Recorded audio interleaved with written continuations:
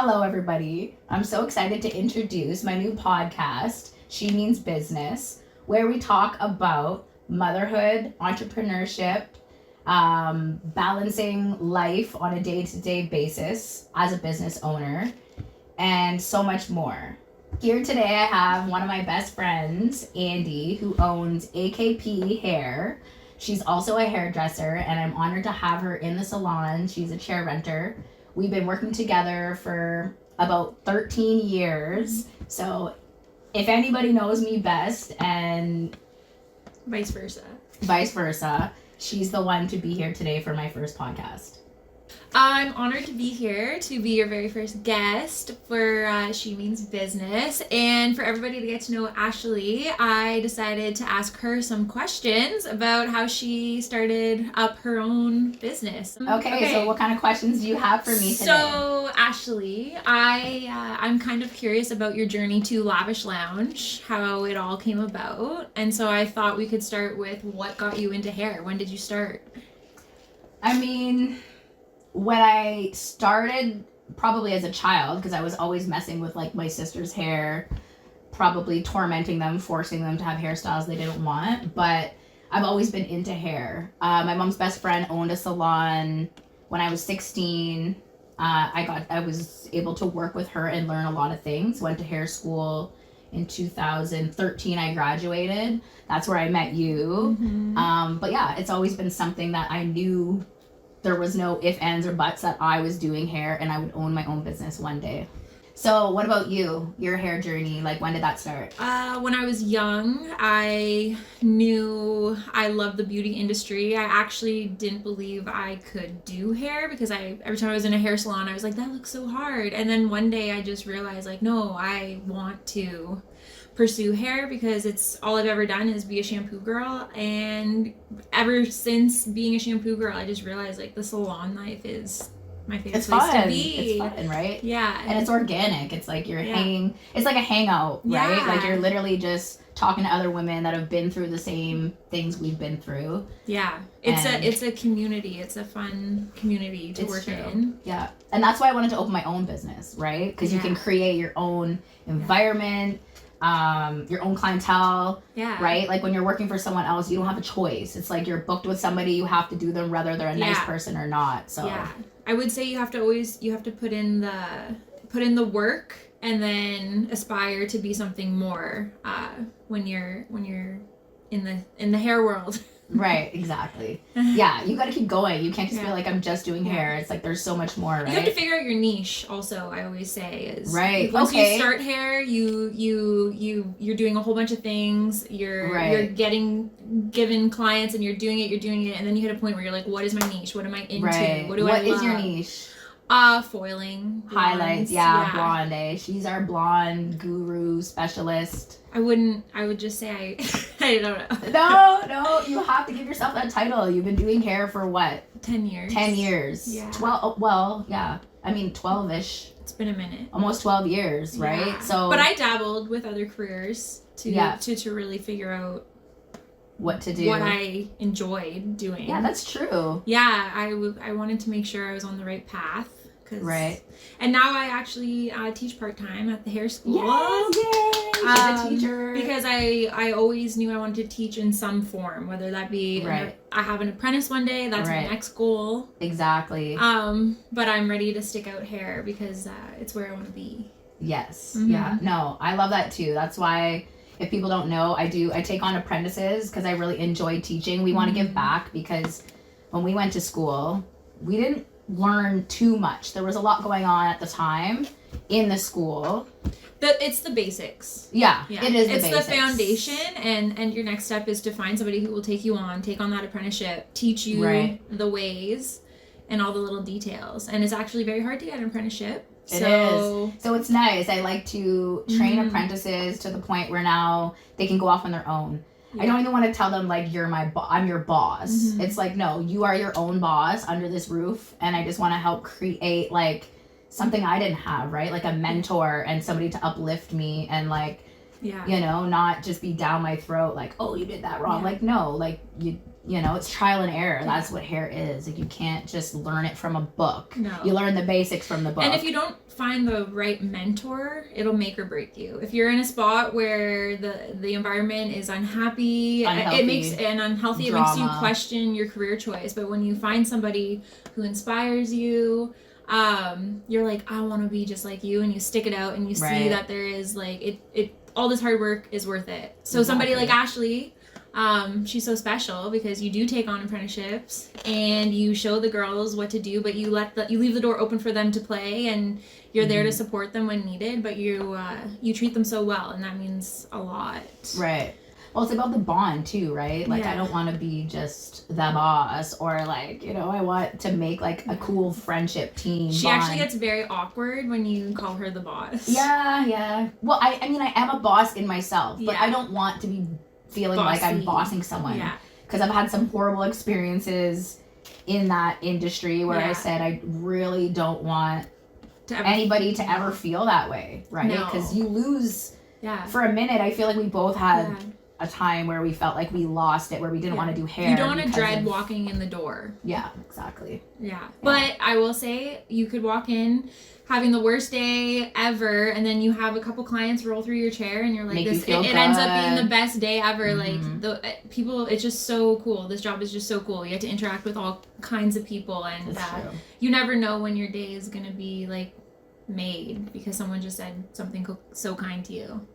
No, it's true. That's why we do it. Yeah. Like, our clients uplift us.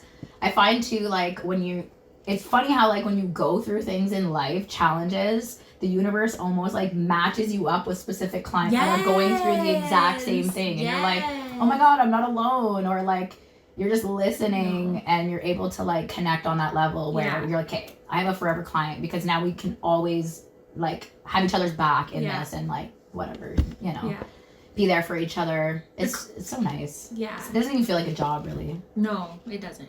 Yeah. Only when, you know, there's bleed marks or something. And then it feels like a job. When you have to go back in, you're like, shit, okay, now I got more work to do without them knowing that, okay, there's a bleeder or whatever. But the biggest thing is we fix it, so it doesn't matter. Every hairdresser knows that we still go through the bleeders. But okay. So what would you say is the hardest part about owning your own business? Oh, that's a great question. I think it probably would have to be juggling family life and work life and friendships, right? Because it's like you want to maintain like a friendship with your friends, which I think a lot of people who are like genuinely a good friend of mine know that, like, hey, we could not talk for months. Doesn't mean I don't love you. I'm busy. But yeah, I think just balancing everything and trying to like put as much effort into my business that I do in my home life, because there's always one and that's vice lacking. Versa, there's always one that's lacking, right? So I think that's my biggest challenge. But definitely setting like a schedule, and I've learned now that it's okay to be done work at 2 p.m., right? Like, I don't have to be there all day every day like I used to. Like, I was a workaholic. Yeah. So yeah, I think it's just balancing is a challenge. Yeah. Because I haven't had problems with like staff, which in other businesses where I've worked, that would have been one of the biggest challenges, right? Is like people getting along and bad energy. You get to control the vibe now. Yeah. Which is the best. And choose the people that are my vibe, right? Yeah. So I'm just curious, what's the biggest misconception about Ashley? I guess like maybe people think I'm like not approachable. I've heard that in the past, maybe. What do you think?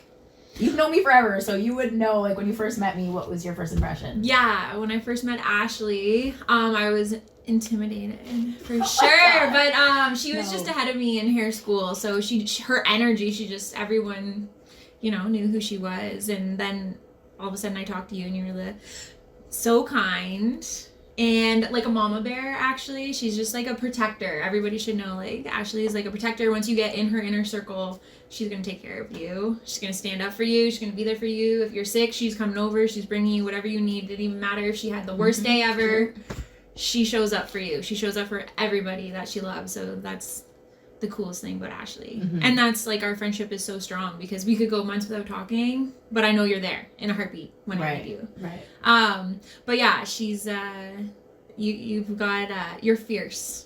Okay. So you think people are probably intimidated in the beginning until they get to know you. And then they get to know you and they're like, she's a cool chick. Yeah. No, I feel like I'm definitely cool. But I also have a wall. Like, you don't I don't just welcome anyone in. It takes a minute. But yeah.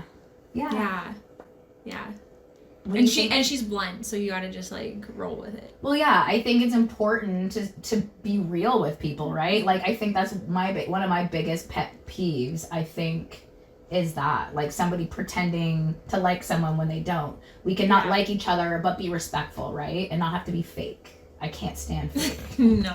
Yeah, I have a question for you. What has it been like working in the hair school? Because we went there, and now years later, you're there. Yeah.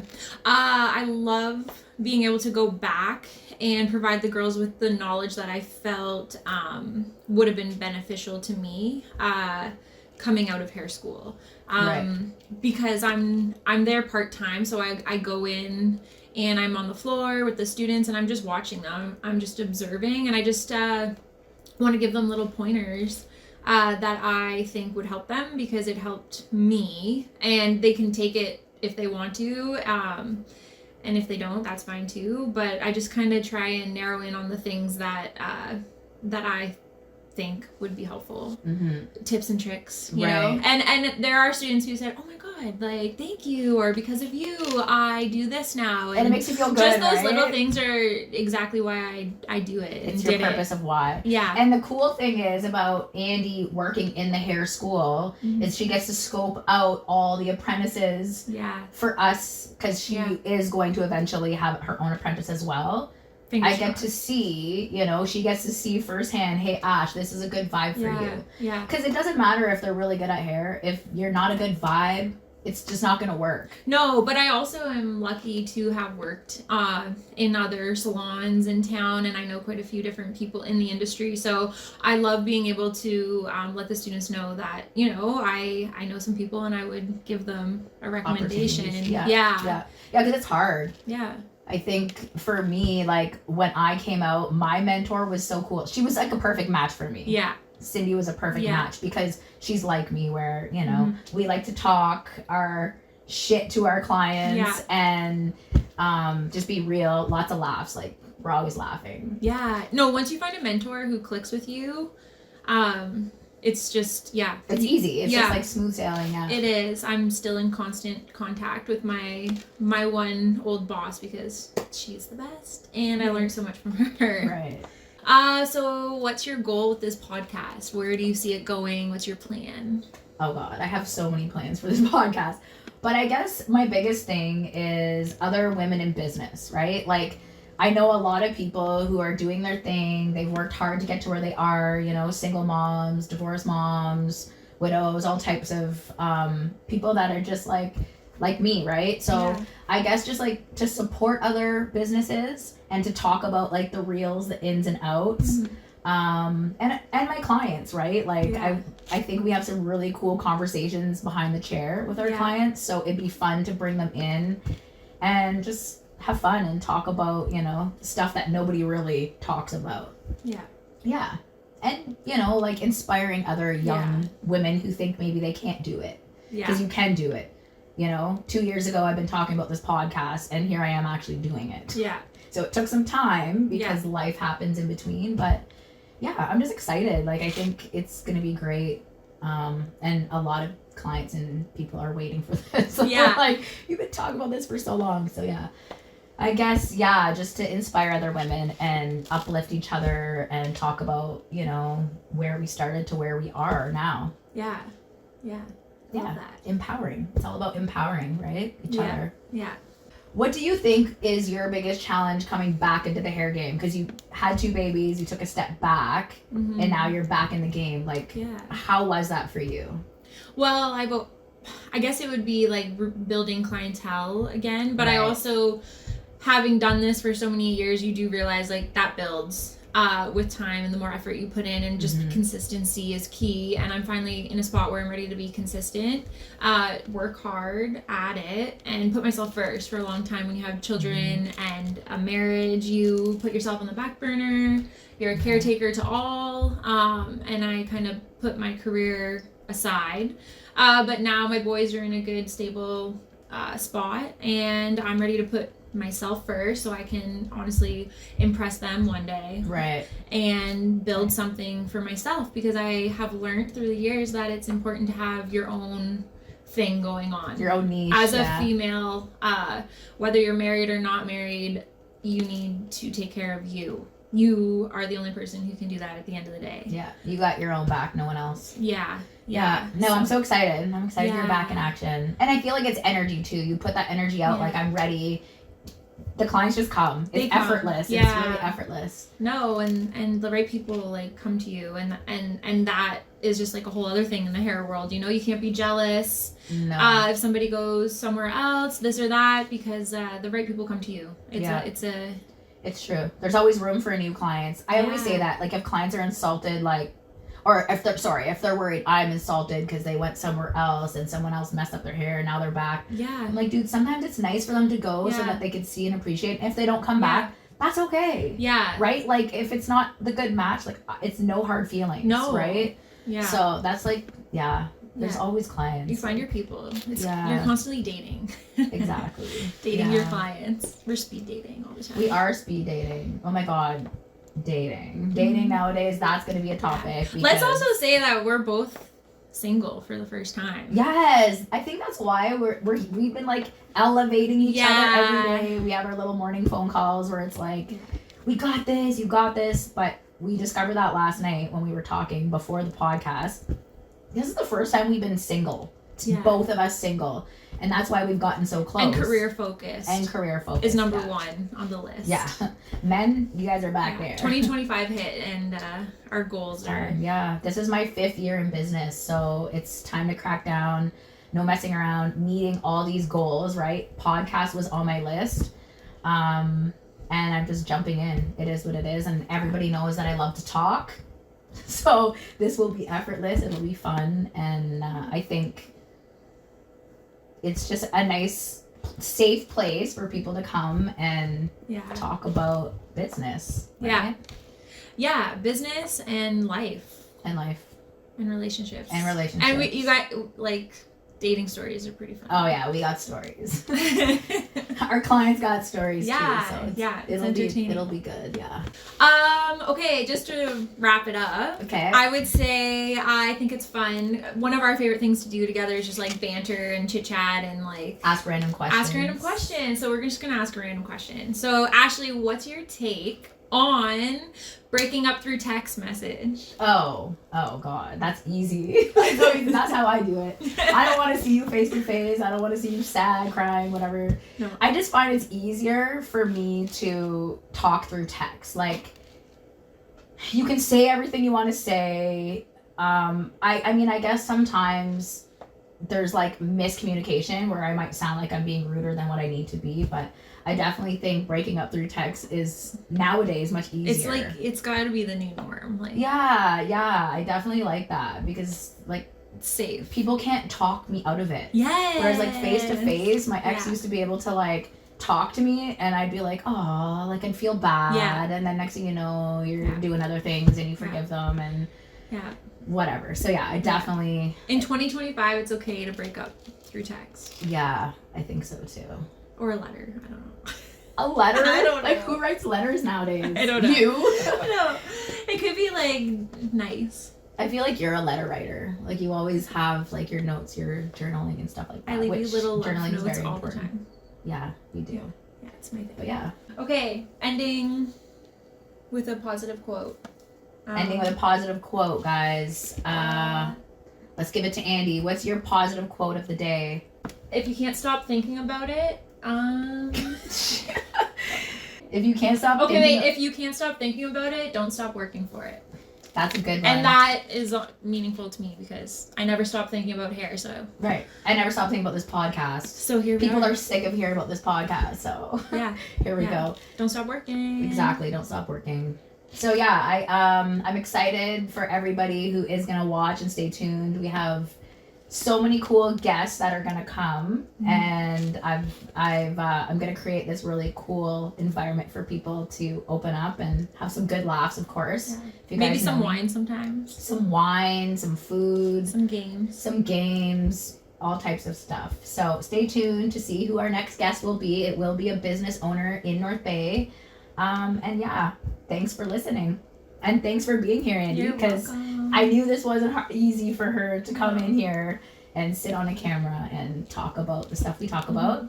So I'm grateful that you did come. Thanks for having me. All right. Peace out, guys. This is She Means Business. Don't forget to love life. Like and be subscribe. Grateful. Like and subscribe. Follow us on Instagram. Everybody, don't forget to follow us on Instagram at Lavish Lounge 905 and at akp.hair. Stay tuned for so much more fun conversations, laughs, raw, real, everything you could think of. Yeah, we're just getting started. Just getting started. All you haters, keep watching. Love it. Random. Besties! With the good breasties! And don't forget, when you look at yourself in the mirror in the morning, she means business.